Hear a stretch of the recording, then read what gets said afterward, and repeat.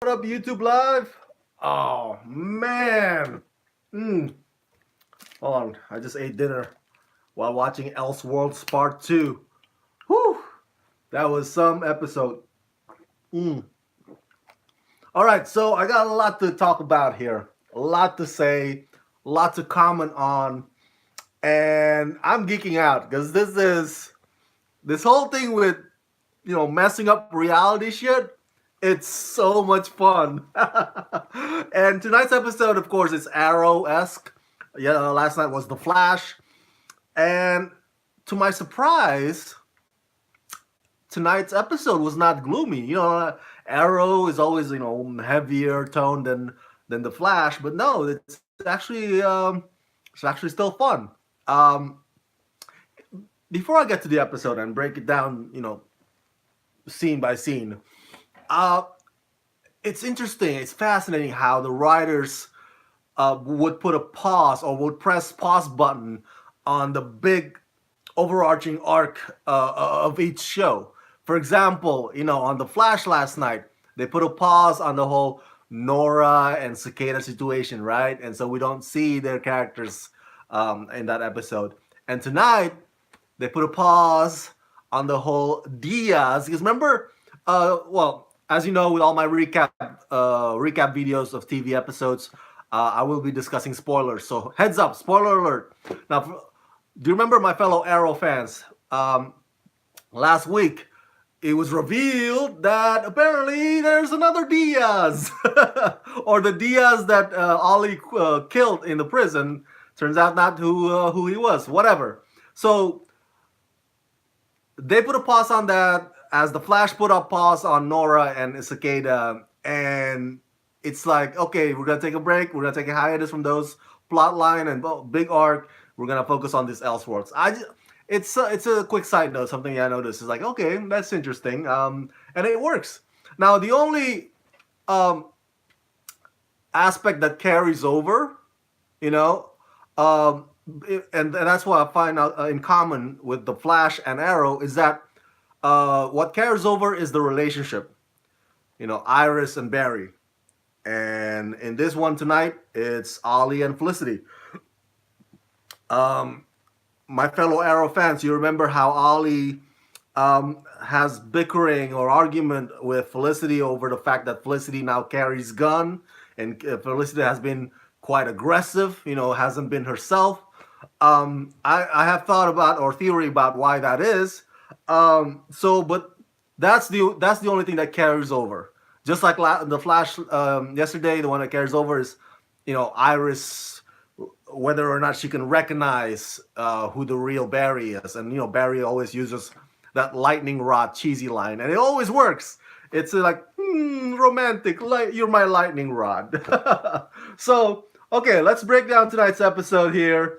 It takes us to Gotham City, but before Gotham, because one of my questions yesterday is like, okay, how are they gonna bring? Because this is an Arrow episode basically. How are they gonna bring Arrow supporting characters to Gotham? It's like, oh, how did we get here in Gotham City? Turns out they're not going to Gotham. So the episode starts out with Star City and Diggle and Felicity end up teaming up with Cisco and Caitlin to figure out that whole with the Red Sky thing going on. Um, and apparently the Red Sky follows Barry and Ollie wherever they go. The Red Sky goes. So that's the whole, you know, slightly revelation of the mystery, but not all of it. Um, and starting out, of course, they figure out, okay, from that drawing that they got to go to Wayne Manor or Wayne Tower in Gotham City, and off they go. The only people that go at first uh, are Barry, Ollie, and Kara, Supergirl. Later on in the episode, some of the supporting cast from Arrow and also Cisco do end up, and Caitlin do end up in Gotham as well. But first off, uh, here's what's interesting, because one of my questions yesterday. Okay, so how would the design or the look for Gotham City here differ from the design and the look of the Gotham City on the show on Fox?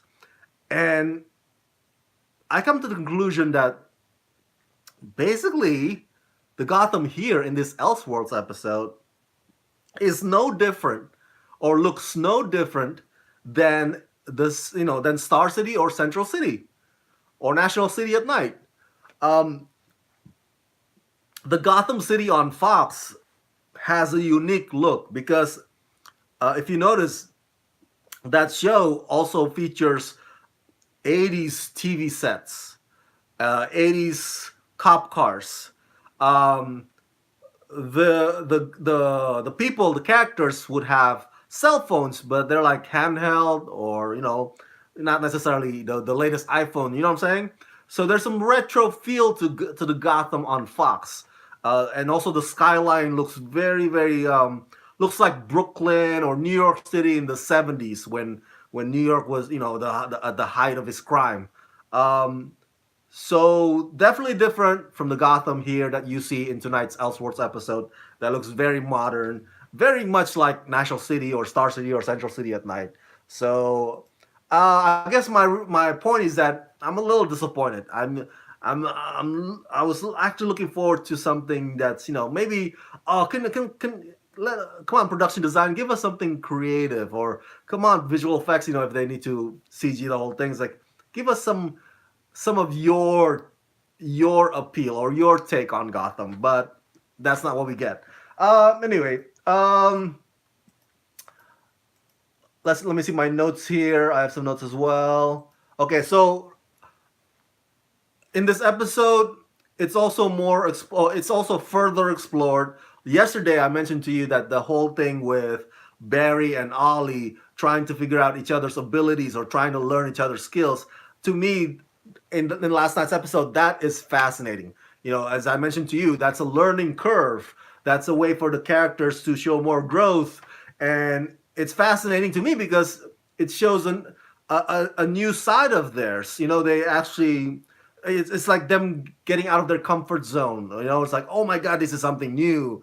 Whereas as opposed to like every episode we see the same Ollie or we see the same Flash. This time they're saying, oh my goodness, and Flash is like, oh, I can actually shoot arrows now, but I gotta master this even more. Or like Barry or Ollie will be like, oh, I can run fast, but I can't control my speed, stuff like that. So that to me is like, all right, this is cool, this is refreshing, um, and it's further explored in tonight's episode. It's even more refreshing because not only it's about skills, but as I said earlier, it's about relationship. Um, and it's when they get exposed by Crane's hallucinogen, and it's also more about uh, Barry understanding where Ollie is coming from, and I thought that's a pretty cool angle, and it deepens the bond that they have as heroes and friends, and that's fantastic. Um, to me though, after these two episodes, I do feel like Supergirl is kind of like on the outside. I don't know if you get that impression. It seems like because the reality messes with Barry and Ollie, and it doesn't. And the way at the end of this episode, the only way that the whole Book of Destiny messes with Supergirl's reality is that she's gone and she's replaced by uh, Superman in a black suit. Which, by the way, if you remember, I believe there were rumors at one point that Henry Cavill was gonna rock the Superman black suit back for Justice League movie, but that ended up not happening. So that's a little bit of a tidbit, if you will. So I just feel like Supergirl's like, I don't know, like just coming along for the ride, helping out.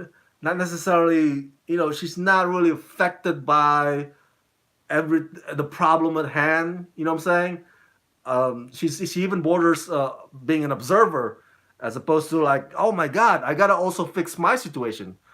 No, because her situations are just fine. Her situation is all right. Um, so my point is that it seems, I don't know, maybe for next year they got to come up with something that's more well spread, among the three of them, as opposed to just like heavy on the two and the one is just being an observer.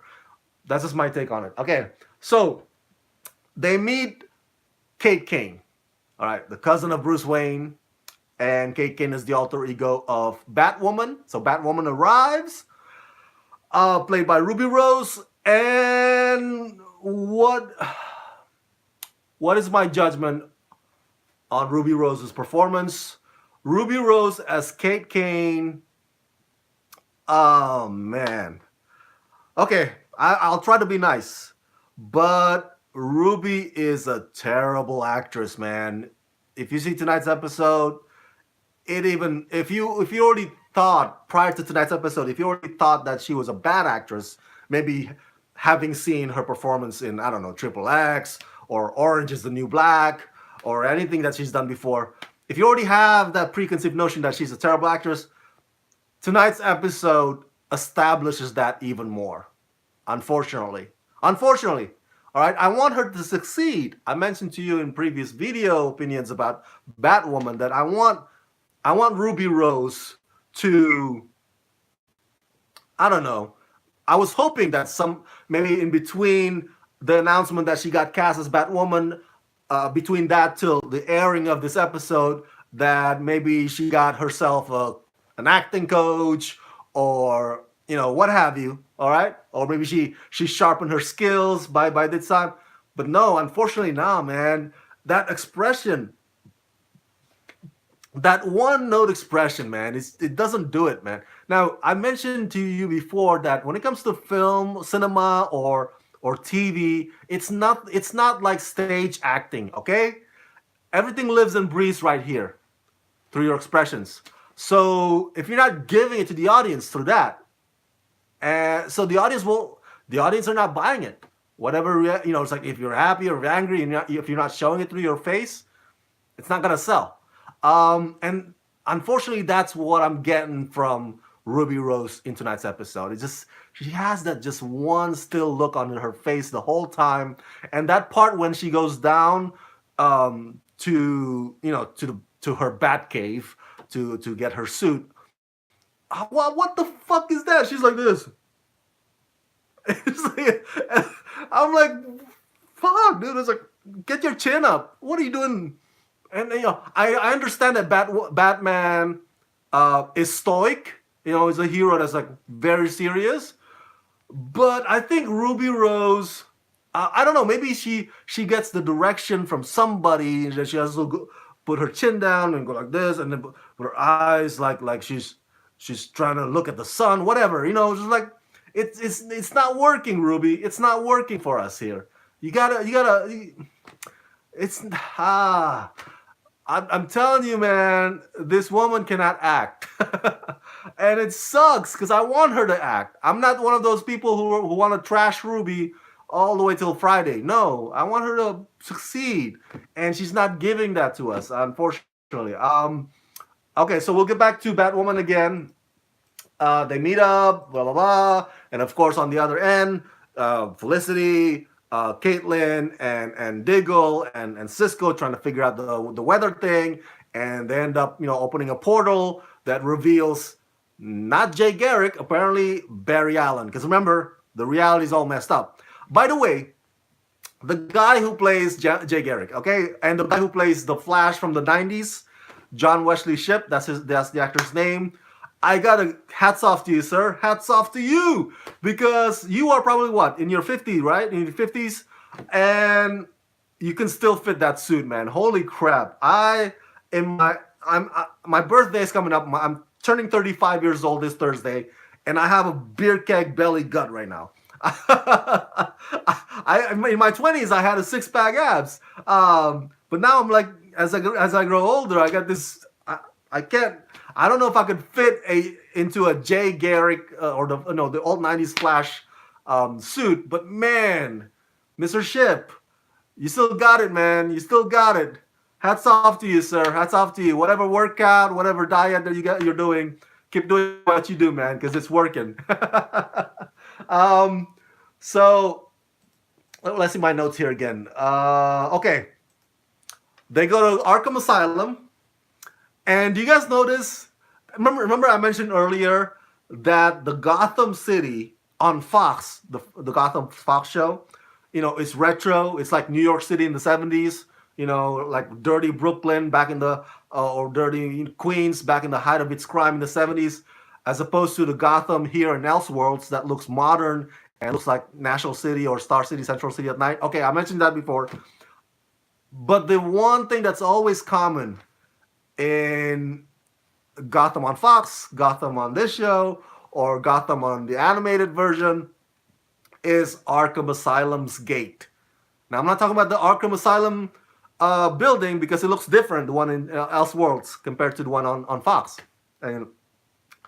But the gate always looks similar. And, the exterior, the way it looks, and the sign, Arkham Asylum, it's the same. You can Google image the Arkham Asylum gate on Fox. It'll look like that too. So that's the common thread. I like that. That's a pretty cool thing. So even though they're not in the same universe, obviously. But here's what's fun about the whole entering Arkham Asylum. The doors have names on them, and one of them says Oswald Cobblepot. Penguin's in there, and at one point, at the end, there's this fight scene going on, and you see Oliver as the Flash putting everybody back into their prison cells, and you can tell it's like the last one was Oswald Cobblepot, but you don't see the face. It's like, oh, because us fans of Gotham, we're so familiar now with Robin Lord Taylor's rendition of Oswald Cobblepot. But that's just, it's fun. There are so many Easter eggs in tonight's Elseworlds episode. I'm geeking out, man. If you are a Batman fan, I'm not necessarily a Batman fan. I'm a DC fan. I'm actually a Superman fan, as you all know. I grew up, live and breathe Superman. Christopher Reeve, may he rest in peace. But if you're a Batman fan tonight, you are in for a treat. All right, Batman fans get to geek out in tonight's Elseworlds episode because in Arkham Asylum, all kinds of Easter eggs were on the loose, man. We're out. We're out to play. I'm talking about, like, there's Bane mask. There's a shot of Crane hallucination, the one I mentioned to you, Crane's gas, if you will. And then there's a shot of, oh man, what are my notes here? Oh, of course, Victor Fries, Mr. Freeze. And I believe the woman that was holding Victor Fry's gun, that's Victor Fry's, supposedly in this episode, is his wife. And I believe it's played by Stephen Amell's real wife in real life, Mrs. Amell. I forgot her first name. So that's Nora Fries, I believe. So, and there's a bunch of other stuff too. And by the way, there's also an Easter egg for those of us who are fans of Arrowverse. Arrowverse meaning The Flash, Supergirl, Arrow, DC's Legends of Tomorrow, and Black Lightning. And that is one of the doors. It says M. Guggenheim. That's the producer. That's the showrunner, Mark Guggenheim. Of course, Guggenheim with Greg Berlanti and the one that got fired, Andrew Kreisberg. They're the ones who created this whole Arrowverse thing. Andrew Kreisberg got fired because of sexual misconduct. Remember last year? So that's a whole other story. So they're hunting for this Book of Destiny. Okay, let's move on. And they find Dr. Deegan, played by one of my favorite character actors, Jeremy Davies. He's from Saving Private Ryan. He's from Justified. And he always does this. What I noticed Jeremy Davies always does in many of his performances or appearances, he always does like this. My fellow Jeremy Davies fans can attest to this. He always does this. That moment before he presses the buttons to let the inmates go, he goes like, I don't know, Maybe Jeremy Davis always does that. I see him do that in Justified. I see him do that in other TV shows. I don't remember him see him doing that in Saving Private Ryan. Maybe Steven Spielberg did not want him to do that, but that's his trait. That's his trademark move, signature move. Oh man, tonight's episode just made me smile. And of course, as I said earlier, Diggle shows up, Caitlin shows up, Cisco shows up as well in that whole Arkham Asylum thing going on. And Caitlin becomes Killer Frost, and boom, the whole thing with the Crane's gas, and then I already covered that part with you in the earlier, and then bam, Batwoman shows up right at the end, and to help out with some of the inmates that were trying to run away. And let me have my notes here again, and all is well. And okay, here's the thing. Here's what I have. That whole part with Batwoman parting ways or saying goodbye to the rest of the gang, Supergirl, Barry, Supergirl, Arrow, and the Flash. That's nice. It's all good. But my God, what the hell is wrong with Ruby Rose, man? I don't get it. I don't get it. Is this the direction that she's getting? Is that why she's doing it? Is it because that's how it's written on the script? Or maybe she doesn't have an acting coach. I don't know. But her speech, man, her speech is just so. Oh, I guess you'll be leaving Gotham now. Good. You've caused much trouble here. And then when she shakes hands with Supergirl, it's like she's like, oh, but because she knows that Supergirl's alter ego is Kara Danvers. Oh, but Kara Danvers would feel differently. I was like, why are you talking like that? That is driving me crazy. Can you just talk like a normal person? Oh man. Yeah, I know you probably say, "Hey, Rama, you're one to talk. I mean, you have that your own speech impediment and whatever. You're an immigrant. You probably you stumble on over grammars or over enunciations a lot. Yeah, but I'm not playing Batwoman on TV. All right, she's getting the role of a lifetime, and this is how she acts. This is how she performs. This is how she speaks. Oh my gosh, it's like she she's saying those lines as if she's trying to, or she as if she's memorizing. There's no differences of tone in the way she says it, and it doesn't sound like she's saying it for the first time, because that's supposed to be what actors are supposed to do. They're supposed to say the lines like they're saying it for the first time, like they're not like they're not thinking it, or they're not overthinking it. But man, Ruby, you're killing me, man. You're killing me. All right, so very very disappointed at Ruby's performance. Last but not least, it's fun to see the cameos again, as I mentioned, the Easter eggs from the Batman universe, but also John Barrowman comes back as Merlin, and of course Tom Cavanaugh as Reverse Flash. That's always fun, right? It's always cool. And then the reality gets messed up again, and we see Barry and Ollie are as two criminal bandits and facing Superman in a black suit. That's the only reality change with Supergirl, is that Supergirl's gone and she's replaced by Clark Kent. So yeah, again, as I to my point earlier, for next year, fellow writers of Arrowverse, please make it, have it well spread. Don't just like be Barry and Ollie and then Supergirl just tagging along, because that's what it feels like at the moment or right now. And throughout the whole thing, I'm missing the DC's Legends of Tomorrow guys. I don't know why they're sitting this one out this year. But yeah, I can understand. Maybe because if you have too many characters, then it'll just like there'll be, I don't know, too many chefs. I guess you could put that, or like there's what kind of story would you give them, right? So I understand that, but at the same time, I kind of miss them. My fellow Legends of Tomorrow fans would know that by the end of last week's episode, they're like in their Matrix, moment, or like they're hovering, they're floating. So that's pretty cool. that's it. Those are my thoughts. Overall, another fun Elseworlds episode. I can't wait for the conclusion tomorrow night. Um, and we're gonna see how the supporting characters on Supergirl, like Brainiac and Alex Danvers and John Jones, how they're gonna fit into that conclusion, and what kind of, and we're gonna see what kind of story from Supergirl that carries over to the Elseworlds Part Three. You know, I'm sure they're gonna put a hiatus or hold on the bigger arc of it, but we'll see which ones they're gonna include. I'm sure they're not gonna include Agent Liberty. I'm sure that Agent Liberty is not gonna show up there. If he does, I'll be surprised.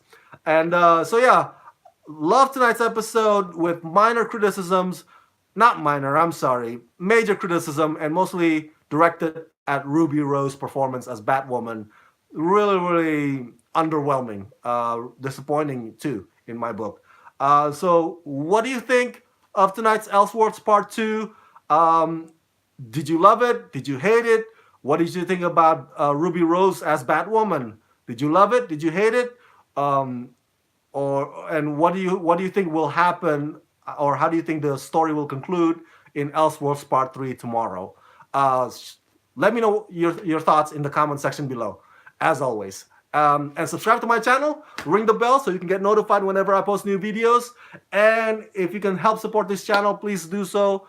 I need the help, all the help you can give me, because I do a lot. Please sign up to become my patrons at patreon.com/ramascreen. Let's rock this.